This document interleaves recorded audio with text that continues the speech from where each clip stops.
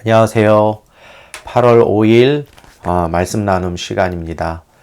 날이 참 빨리 지나가는 것 같습니다. 벌써 8월이고 또 벌써 5일이 지났습니다. 이제 무더운 여름이 얼마 남지 않았는데 우리 함께 예배드리시는 모든 분들 더위 잘 나시고 그리고 건강하시기를 주님의 이름으로 소망합니다. 우리 찬송가 먼저 부를까요? 384장입니다. 찬송가 384장입니다. 나의 갈 길 다가도록 예수 인도하시니 내 주 안에 있는 그 어찌 의심하리요. 믿음으로 사는 자는 하늘 영위로 받겠네. 무슨 일을 만나든지 만사 형통하리라. 무슨 일을 만나든지 만사 형통하리라.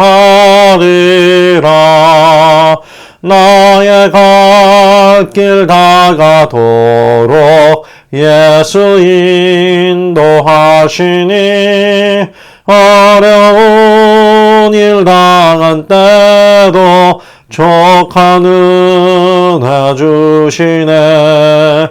나는 심히 고난하고 영혼 매우 가라나. 나의 앞에 반석에서 샘물 나게 하시네. 나의 앞에 반석에서 샘물 나게 하시네.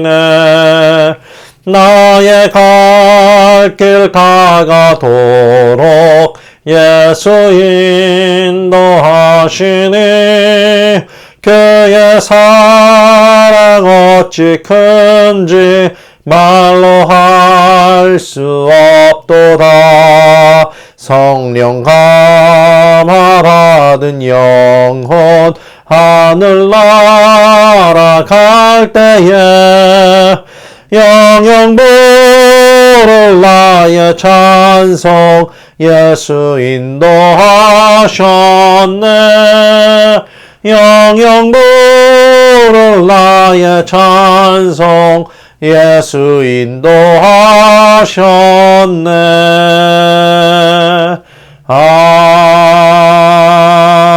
아멘. 아멘. 우리 함께 나누실 말씀 마태복음 24장입니다. 마태복음 24장 32절에서 마지막 절 51절까지입니다. 마태복음 24장 32절에서 51절까지입니다. 제가 가진 성경은 신약성경 42페이지에 있습니다. 제가 가진 성경 신약성경 42페이지에 있습니다. 마태복음 24장 32절에서 51절 말씀입니다. 조금 긴데요. 그래도 우리 한 마음으로 이렇게 성경 보시기를 원합니다. 제가 읽도록 하겠습니다. 무화과 나무의 비유를 배우라. 그 가지가 연하여지고 잎사귀를 내면 여름이 가까운 줄을 아나니 이와 같이 너희도 이 모든 일을 보거든 인자가 가까이 곧 문 앞에 이른 줄 알라. 내가 진실로 너희에게 말하노니 이 세대가 지나기 전에 이 일이 다 일어나리라. 천지는 없어질지언정 내 말은 없어지지 아니하리라. 그러나 그날과 그때는 아무도 모르나니 하늘의 천사들도 아들도 모르고 오직 아버지만 아시느니라. 노아의 때와 같이 인자의 임함도 그러하리라. 홍수 전에 노아가 방주에 들어가던 날까지 사람들이 먹고 마시고 장가들고 시집가고 있으면서 홍수가 나서 그들을 다 멸하기까지 깨닫지 못하였으니 인자의 임함도 이와 같으리라. 그때에 두 사람이 밭에 있음에 한 사람은 데려가고 한 사람은 버려둠을 당할 것이요 두 여자가 맷돌질을 하고 있음에 한 사람은 데려가고 한 사람은 버려둠을 당할 것이니라. 그러므로 깨어 있으라. 어느 날에 너희 주가 임할란지 너희가 알지 못함이니라. 너희도 아는 바니 만일 집 주인이 도둑이 어느 시각에 올 줄 알았더라면 깨어 있어 그 집을 뚫지 못하게 하였으리라. 이러므로 너희도 준비하고 있으라. 생각지 않은 때에 인자가 오리라. 충성되고 지혜 있는 종이 되어 주인에게 그 집 사람들을 맡아 때를 따라 양식을 나누어 줄 자가 누구냐. 주인이 올 때 그 종이 이렇게 하는 것을 보면 그 종이 복이 있으리로다. 내가 진실로 너희에게 이르노니 주인이 그의 모든 소유를 그에게 맡기리라. 만일 그 악한 종이 마음에 생각하기를 주인이 더디어 오리라 하여 동료들을 때리며 술 친구들과 더불어 먹고 마시게 되면 생각지 않은 날 알지 못하는 시각에 그 종의 주인이 이르러 엄히 때리고 외식하는 자가 받는 벌에 처하리니 거기서 슬피 울며 이를 갈리라. 아멘. 오늘은 조금 길었습니다. 그럼에도 우리가 말씀을 사모하는 마음, 또 말씀에 갈급한 마음으로, 또 하나님 바라보는 마음으로 또 이렇게 함께 말씀을 나누었습니다.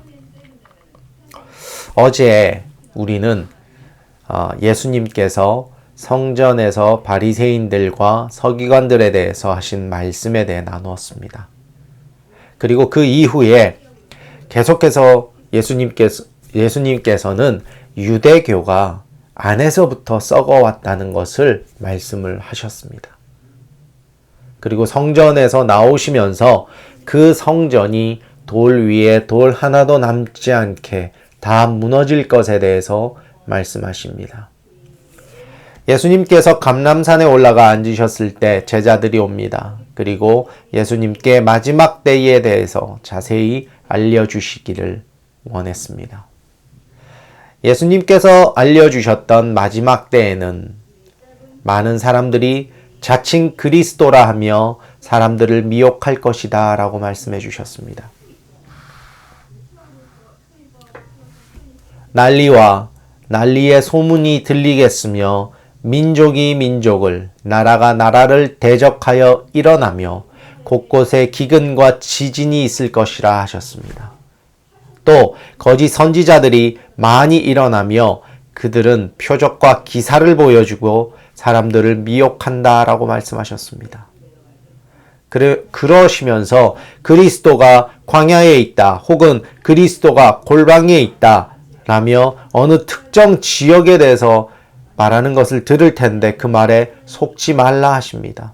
그리스도가 다시 오실 때에는 번개가 동에서 나서 서에서 보이는 것과 같이 그렇게 모두에게 보이도록 임하신다고 말씀하셨습니다.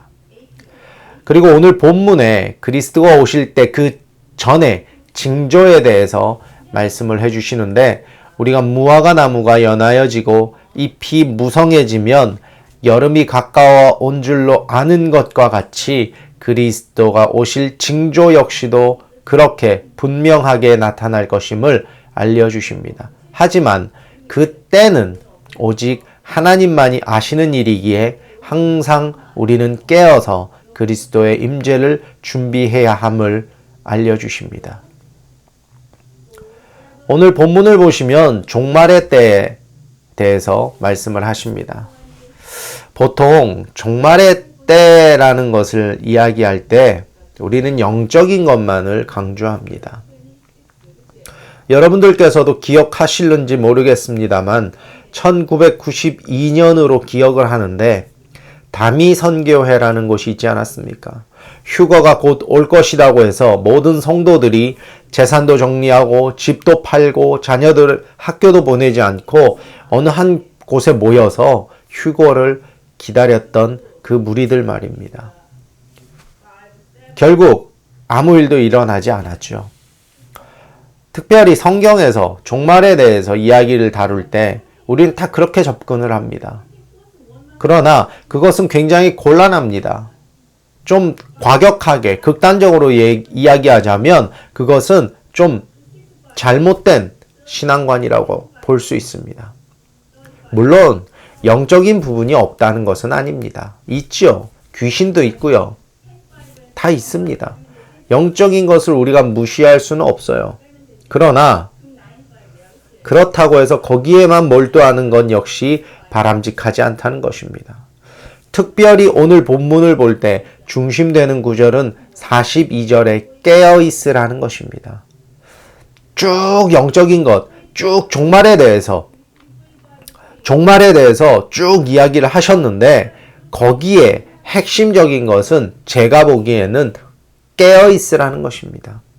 깨어서 기도하며 나 자신이 주님 오실 날을 준비해야 하는데 그 준비를 내 삶을 버리면서까지 하라는 말이 아니라는 거예요.